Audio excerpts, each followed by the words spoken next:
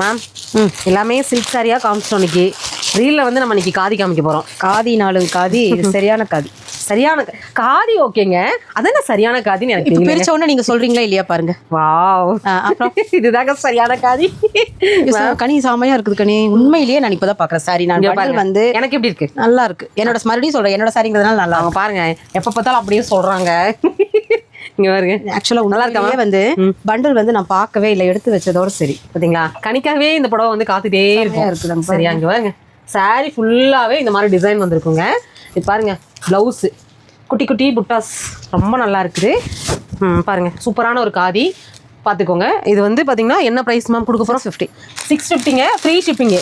நீங்கள் கோயம்புத்தூரா இருக்கீங்கன்னா உங்களுக்கு ஃப்ரீ டெலிவரியில் 1 ஹவருக்குள்ளே மேம் வந்து டெலிவரி கொடுத்துருவாங்க. வந்து maintenance free easy wash. Iron பண்ண தேவை. காதி என்ன மேம்? சில்கா மேம்? இது காதிமா, காட்டன் தான். காட்டன் கிடையாது, மிக்ஸ்.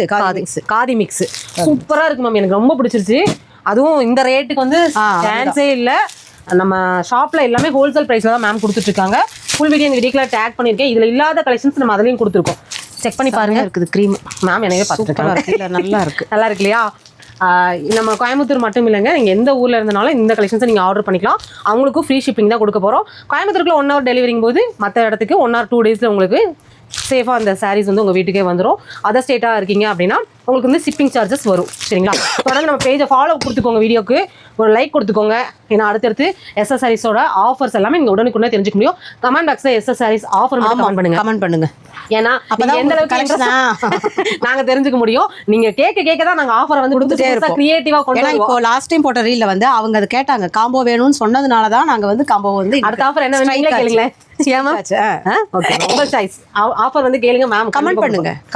எஸ்எஸ் சாரீஸ் கமெண்ட் பண்ணுங்க.